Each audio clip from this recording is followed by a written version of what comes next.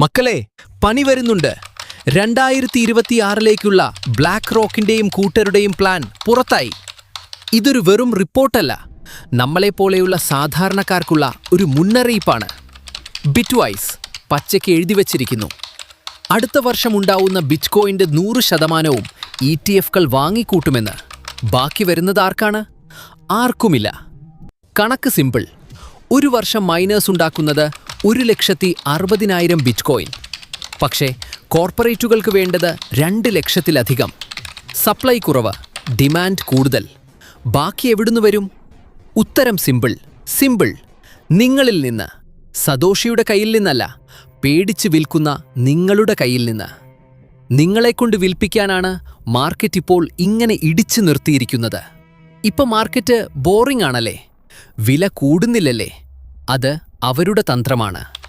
നിങ്ങൾ മടുത്ത് വിൽക്കുമ്പോൾ താഴ്ന്ന വിലയ്ക്ക് അവരത് റാഞ്ചും.